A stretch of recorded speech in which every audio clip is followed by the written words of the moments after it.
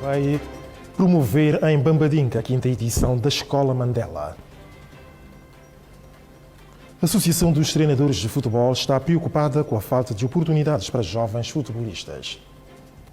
É a hora consagrada ao telejornal para acompanhar agora e aqui na televisão da Guiné-Bissau.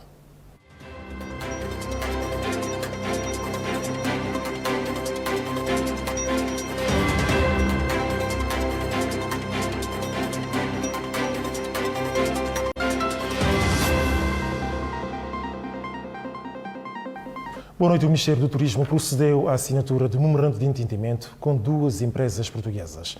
O objetivo é o desenvolvimento do turismo nacional. No âmbito da evolução da atividade turística do país, o governo e empresas portuguesas que atuam no domínio da energia solar assinaram um memorando de entendimento que visa desenvolver estudos sobre a viabilidade de utilização de energia elétrica solar e sua eventual instalação nos hotéis do arquipélago dos Bijagós. Para que a gente viesse trazer essa tecnologia para cá, para Guiné-Bissau, que era um país que estava potencializado para se ter o crescimento autossustentável decorrente à área específica de turismo e também muito carente nessa parte.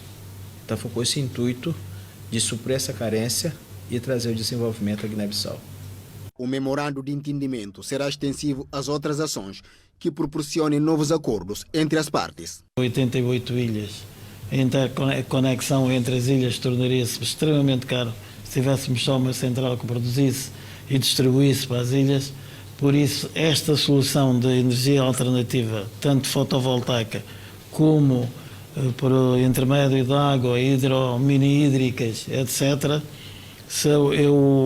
será eventualmente a tecnologia mais apropriada para nós, portanto, explorarmos neste setor e particularmente nos Bijagós. Contribuir na elevação da economia e consequente melhoria da vida da população é o que se espera do memorando. O porta-voz do governo disse que o executivo não proibiu a entrada de ninguém na função pública. Disse que o objetivo é de controlar a massa salarial, que está em 7,1 bilhões de francos CFA. O governo suspendeu a admissão dos professores novos ingressos e técnicos de saúde na função pública. A medida visa controlar a massa salarial, que neste momento é de 7,1 bilhões de francos CFA. Aquilo que o governo fez foi suspender a entrada automática dos chamados novos ingressos para o setor da saúde e educação. Isto porque o Governo executa um Orçamento Geral do Estado. E face ao Orçamento Geral do Estado, o peso da massa salarial ronda os 7,1 bilhões, o que não está previsto, portanto, no atual Orçamento Geral do Estado. E como nós temos que cumprir o programa com o Fundo Monetário, tendo em conta, portanto, esses compromissos económicos que temos com o Fundo, no qual nós devemos ter determinadas performances económicas, o Governo suspende, portanto, a entrada automática dos novos ingressos. Isto no quadro da execução orçamental, perfeitamente normal. A decisão governamental teve reação tanto por parte do Sindicato dos Professores, como também dos técnicos de saúde. Nós estamos a 3 meses do fecho deste ano e, como sabe, nós temos que apresentar resultados. E o Governo tem que tomar medidas nesse sentido e foi o que fez. Porque temos neste momento uma avaliação em curso e para a avaliação final, será mais ou menos em janeiro, nós temos que apresentar resultados. Se não tomarmos medidas agora, tudo aquilo que nós fizemos, o apertar de cinto que tivemos, portanto, na redução das despesas públicas e no controle efetivo da execução orçamental, terá sido em vão. Por isso o Governo é obrigado a tomar estas medidas. O governo defende que não proibiu a entrada de ninguém na função pública, mas sim pretende controlar a massa salarial, que neste momento é de 7,1 bilhões de francos CFA. O secretário de Estado da Cultura, Francilino Cunha, homenageou o Grupo Cultural Netos de Bandim. A homenagem deve-se ao trabalho desenvolvido pelo grupo em prol do resgate e da valorização da cultura nacional.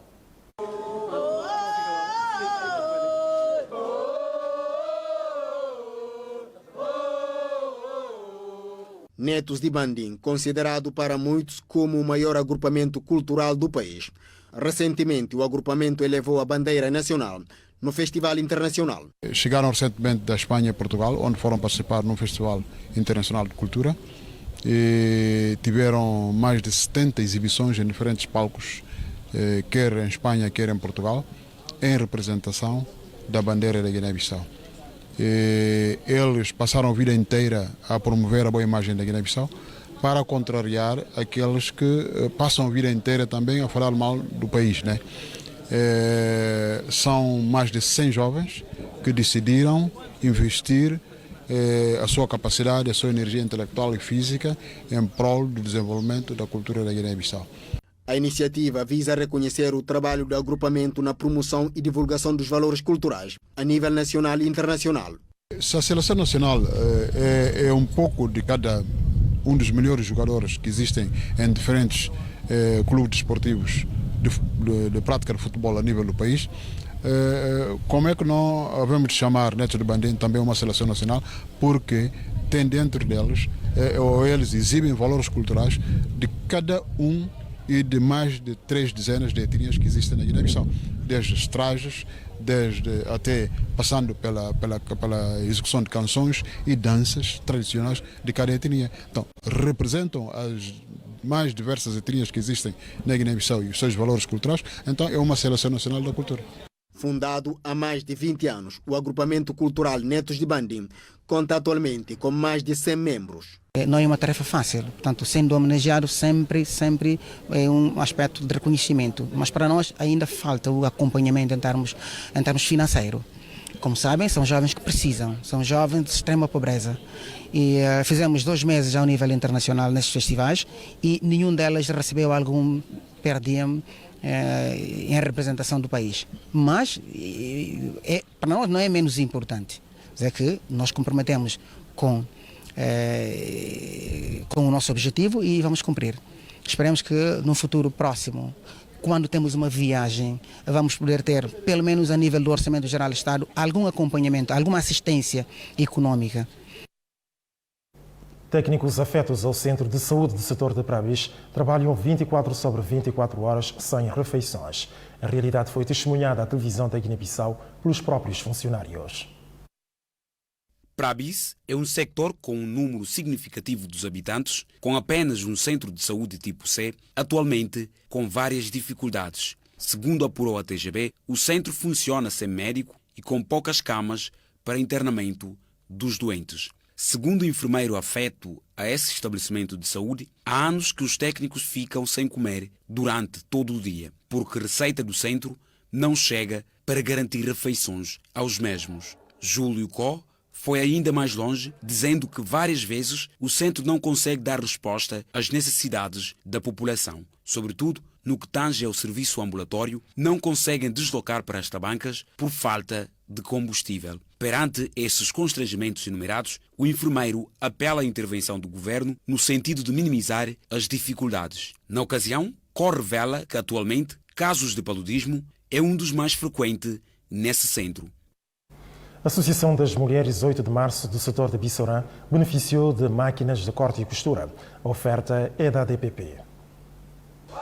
Fundada em 2019, a Associação de Mulheres de 8 de Março do bairro de Joaquim Come, com a função de alfabetizar suas associadas no ramo da corte e costura, tendo recebido apoio material por parte da ONG Ajuda de Desenvolvimento do Povo para Povo, que contribuiu com 3 máquinas de costura para esta organização na cidade de Bissorã. Com estas ferramentas conseguem confeccionar vestidos de todo tamanho para crianças, senhoras e homens. Já na povoação de Mambongo, setor de Mansoa, a Associação de Agricultores Local beneficiou de 2 máquinas de descasque do arroz, um balão de oxigênio fornecido pela ADPP, que minimizou assim as dificuldades de um trabalho feito manualmente. E depois da recepção da escola reabilitada pelo Fundo de Contrapartida de Atividades Comerciais da ADPP, chefe da Tabanca de Mandingará queixou-se da falta de centro de saúde naquela localidade. Ao acamarar, um dos habitantes associou-se a esta preocupação para lamentar, sobretudo, quando se trata de grávidas que são transportadas em situação de emergência através de motos para o Hospital Setorial de Mansoa. A ONG Chinchor promove no setor de Bambadinca a 5ª edição da Escola Mandela. O evento vai ter início a partir do dia 10 de setembro. Escola Mandela é um dos campos de férias que as organizações juvenis promovem para conviver, capacitar e debater várias temáticas úteis para a formação integral dos jovens. Desta vez, a 5ª edição vai acontecer em Bambadinka, região de Bafatá, e a ONG Chinchor conta congregar 200 jovens. Esta é a 5ª edição da Escola Mandela. É um espaço de capacitação dos jovens em domínio de liderança, cidadania e participação cívica, e é um momento que nós aproveitamos para trabalhar com jovens diferentes temáticas que entendemos que vai contribuir em reforçar a sua cidadania em prol do desenvolvimento sustentável da Guiné-Bissau. O que vai acontecer é que durante 7 dias, a partir do dia 10 até dia 17, na cidade de Bambadinka, vamos ter aproximadamente 200 jovens e vamos ter a oportunidade de poder partilhar com eles o legado de diferentes líderes. Falamos do caso de Nelson Mandela, Amílcar Cabral, e a nível local falamos do caso de Dona Augusta Henriques, fundadora da ONG Tiniguena. A escolha dos líderes tem a ver com legados deixados por cada um deles. Escolhemos estes 3 líderes porque queremos estudar liderança e cidadania para a reconciliação, no caso de Nelson Mandela. Liderança e cidadania para a construção de uma nação, no caso de Amílcar Cabral. Liderança e cidadania para a construção de espaços de desenvolvimento comunitário, no caso de Dona Augusta Henriques. Por causa disso é que achamos que é pertinente, tem legado e tem experiência que podem deixar para todas as pessoas que tiverem a oportunidade de assistir a este evento. As temáticas são diversas entre cidadania, liderança e género.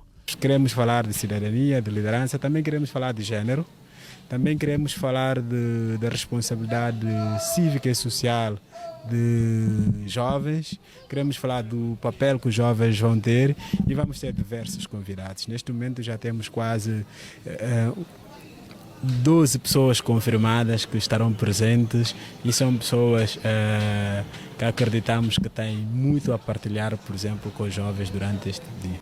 Quanto à logística e precauções em termos de prevenção que deve-se ter em conta quando se junta rapazes e raparigas, garante que todos esses elementos vão ser considerados. O coordenador da ONG Chinchor disse que a logística está garantida. A organização conta com a Federação de Amigos e Estudantes do setor de Bambadinka. Federação de Amigos e Estudantes de Bambadinka é um dos parceiros que vai acolher os jovens em Bambadinka e, por isso, a logística não é algo de se preocupar. Limitou-se o número de inscrição, salvaguardando a qualidade e o comutismo. A logística, importa salientar que nós estamos a trabalhar isso com a Federação de Amigos e Estudantes de Bambadinka. Já tivemos a oportunidade de visitar o espaço onde vai decorrer, já tivemos a oportunidade de apresentar o evento às autoridades e, portanto, estamos a trabalhar justamente por causa da logística. Decidimos que o número máximo para termos toda a qualidade logística, também pedagógica, de fazer um trabalho como deve ser, não pode ultrapassar 200. Quando há concentração de jovens, rapazes e raparigas no mesmo sítio, pensa-se logo na precaução que se deve ter. Como dizemos, trabalhamos a questão de participação cívica e de responsabilidade. Então, do nosso ponto de vista, há todo um engajamento, uma perspectiva de demonstrar aos jovens que é nesta fase de vida que nós podemos também ter responsabilidade. Responsabilidade do espaço onde nós vamos estar, responsabilidade da forma como nós vamos conviver com as pessoas e responsabilidade de respeito para com os outros. Espera-se um ambiente dinâmico, promovendo respeito pela integridade corporal e juntos poderem construir o país, uma nação próspera e cívica. A Associação de Treinadores de Futebol está preocupada com a falta de oportunidades. São oportunidades inerentes aos jovens que queiram tornar-se em futebolistas. A equipa de Antola derrotou no Estádio Correia contra o Marina por 3-0 no jogo de abertura do Campeonato Interbeiros. As duas equipas proporcionaram um futebol pobre, sobretudo nos primeiros 45 minutos, sem grande oportunidade de golo. No reatar a partida, os comandados ministeriais entraram melhor com a pressão alta e logo aos 50 minutos abriu-se o placar para Antola. Aos 65 minutos, um Coliba teve de lance de contra-ataque, ampliou o placar para 2-0. Marina, sem capacidade de reação, viu um Coliba aos 78 minutos a fixar o resultado final por 3-0. O presidente da associação, igualmente da comissão organizadora, traçou o objetivo do torneio. A juventude precisa de ser promovida e como há talentos que não tiveram espaço no Campeonato Nacional, hora findo, então aproveitamos este edifício para promover estes novos talentos para que sejam enquadrados na próxima época 2022-2023. Para muitas coisas, porque no fim do campeonato haverá muitos talentos que serão selecionados pelas equipas desde a primeira, segunda até a terceira divisão. Aproveitou a imprensa para pedir a colaboração dos adeptos. O cap do nosso futebol é violência, mas agradecemos e solicitamos o público e a massa que gosta de viver o espetáculo que é o futebol, que reina o espírito do fair play. Hoje pode estar na sua tarde, pode ganhar, e quando estiver com pouca sorte, pode perder o jogo. De recordar que no ano passado houve campeonato devido à pandemia de Covid-19. O PSGC homenageou o seu fundador Amílcar Lopes Cabral. A homenagem aconteceu no dia da transladação dos seus restos mortais para a Guiné-Bissau. O PAIGC iniciou esta sexta-feira as atividades comemorativas do Setembro Vitorioso com a deposição de coroa de flores nas campas de Amílcar Cabral, João Bernardo Vieira, Malamba Caissanha e de Cumbayalá. O ato simboliza a data da transladação dos restos mortais do fundador de nacionalidades guineense e cabo-verdiana. Ali, Izazi, secretário nacional do PAIGC, diz que nunca se pode nem esquecer aqueles que contribuíram para que hoje pudéssemos manifestar como um povo livre e independente. Este responsável diz ainda que o país precisa da união de todos, por isso cada um deve contribuir para a estabilidade, paz e respeito acima de tudo. Ali aproveitou para realçar a colaboração e apoios prestados pelas autoridades da Guiné-Conakry na afirmação da luta pela independência. Para além da Amílcar Cabral, o partido homenageou ex-presidentes da República João Bernardo Vieira, Malamba Caissanha e Cumbayalá, justificando que todos contribuíram para o desenvolvimento do país. O Partido Africano para a Independência da Guiné e Cabo Verde promove durante todo o mês de setembro palestras, debates sobre a vida e história do partido e da Guiné-Bissau. A deposição da coroa de flores foi testemunhada por militantes de diferentes partidos políticos. E o telejornal chegou ao fim da sua primeira parte. Obrigado pela atenção e até logo depois do intervalo.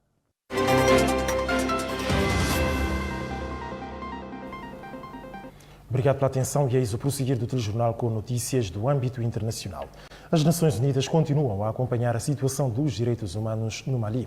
A organização acaba de divulgar um relatório a propósito. A nota trimestral da MINUSCA está a ser esperada como um barómetro da situação da segurança no Mali.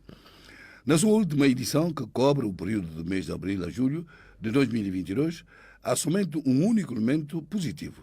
A missão das Nações Unidas notou uma baixa de 42% de violações dos direitos humanos em relação aos precedentes anos. Mas o seu balanço é sombrio, uma vez que já recenseou 317 civis mortos, 73 raptados ou desaparecidos e 77 feridos. Os principais autores são os diferentes grupos terroristas e jihadistas que violam e maltratam as populações civis, como também as Forças Armadas malianas ou ainda a MINUSMA. As violências fizeram pelo menos 200 mortos.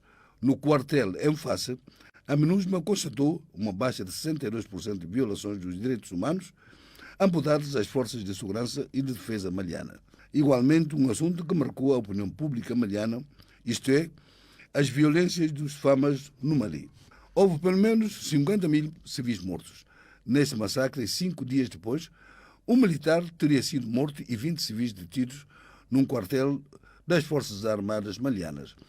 A MINUSMA escreve, neste contexto, no condicional, afirmando de que está quase no fim dos resultados de inquérito lançado pelo governo. O assunto relembra o massacre de Moura, na região de Mopti, no mês de março último, onde as Nações Unidas tinham declarado não ter nenhum conhecimento sobre este inquérito do governo que está em curso. Na época, a ONG Human Rights Watch tinha falado de massacres de 300 civis mortos cometidos por soldados malianos, associado aos soldados estrangeiros, talvez russos. Primeiro-ministro português encontra-se em Maputo. António Costa participa na 5ª Cimeira Portugal-Moçambique. Viajar entre os outros países membros da CPLP e Portugal é agora mais fácil, com a aprovação em Conselho de Ministros do Estatuto de Mobilidade, decidido na última cimeira. Essa é uma das novidades que António Costa levou a Moçambique na visita oficial para a 5ª Cimeira Portugal-Moçambique, em que tanto o primeiro-ministro português como o presidente moçambicano Filipe Nyusi quiseram demonstrar a força dos laços entre os dois países. Laços que prometem ser ainda mais fortes com a entrada em vigor das novas regras. Com uma regra muito simples, é que todos os cidadãos de um Estado-membro da CPLP que peçam qualquer tipo de visto para entrar em Portugal, esse visto deve ser liminarmente concedido, imediatamente concedido, a não ser que haja ainda uma ordem de expulsão ou haja uma ordem de interdição no espaço Schengen. Nyusi aproveitou a presença de Costa para anunciar estar em estudo a construção de uma segunda plataforma de gás natural para responder à necessidade da Europa de encontrar alternativas ao fornecimento russo. A cimeira foi ainda pretexto para a assinatura de vários protocolos entre os dois países. O próximo encontro deste género vai ter lugar em Portugal. Ainda não tem data marcada, segundo anunciou António Costa. Começaram na Rússia exercícios militares conjuntos. Os mesmos envolvem vários países, como é o caso da China. Moscou realiza a partir desta quinta-feira os chamados Vostok 2022, exercícios militares de larga escala no extremo oriente russo. A movimentação envolve vários aliados, incluindo a China, um sinal da reaproximação entre os dois países em meio a tensões com os Estados Unidos. Os exercícios duram até 7 de setembro e ocorrem mais de 6 meses após o início da ofensiva massiva do Kremlin contra a Ucrânia. A China, por sua vez, vive uma crise diplomática com Washington por causa da visita a Taiwan da presidente da Câmara dos Deputados americana, Nancy Pelosi. De acordo com o Ministério da Defesa russo, o Vostok 2022 começou com aviões de combate, movimentação de unidades antiaéreas e simulação de operações de desminagem no Mar do Japão. Cerca de 50.000 militares e mais de 5.000 peças de armas e equipamentos militares, incluindo 140 aeronaves e 60 navios de guerra, foram mobilizados nesses exercícios. Participam das manobras militares vários países vizinhos ou aliados da Rússia, como Belarus, Síria, Índia e, sobretudo, China. Autoridades de Nova Iorque reagem à decisão do Supremo Tribunal. É uma decisão que proíbe o uso e, portanto, a porta de armas nos Estados Unidos. As autoridades de Nova Iorque, nos Estados Unidos, anunciaram que o porte de armas será proibido na Times Square, bem como em locais sensíveis da cidade. Bares, livrarias ou escolas são alguns dos lugares contemplados. A medida é a resposta da cidade à decisão do Supremo Tribunal, que em junho considerou que o porte de armas era um direito fundamental. Mais de 13 filmes europeus concorrem num festival de cinema. O evento decorre em Veneza. O mais antigo festival de cinema do mundo está de regresso a Veneza até ao próximo dia 10 de setembro. 23 filmes estão em competição para o Leão de Ouro, o galardão máximo concedido pelo júri. Desta seleção, 13 são coproduções europeias, com Itália, França e Reino Unido a liderar os países produtores, com destaque para filmes destinados a um mercado global, como O Filho de Florian Zeller, com Hugh Jackman e Laura Dern nos papéis principais. Este filme fala da história de um pai que tenta devolver ao filho adolescente a vontade de viver, numa altura em que este enfrenta uma depressão. Temos muitos grandes filmes, grandes nomes, mas ao mesmo tempo são muitas descobertas. Penso que também muitas surpresas. Entre os filmes independentes, não pertencentes a grandes produtores, está Mónica, de Andrea Palaoro. O drama norte-americano e italiano fala sobre a vida de uma mulher transexual, interpretada por Tracy Lizette, que regressa à casa para cuidar da mãe. Para além dos filmes de produtores tradicionais, a Netflix tem também vindo a assumir um papel importante. A Netflix tornou-se um dos mais importantes atores neste campo, um dos mais importantes produtores de bons filmes, de autor. Estão a produzir filmes de Martin Scorsese, David Fincher, Noah Baumbach, Iñárritu, Cuarón, os cineastas mais quentes do momento. Mon frère est décédé à 0h30 cette nuit. A Netflix tem 4 filmes em competição este ano, incluindo Athena, o filme do realizador Roman Gavras, filho de Costa Gavras, que começa a tornar-se conhecido no mundo do cinema. A sua terceira longa-metragem é uma tragédia moderna e imersiva, numa cidade dos subúrbios parisienses.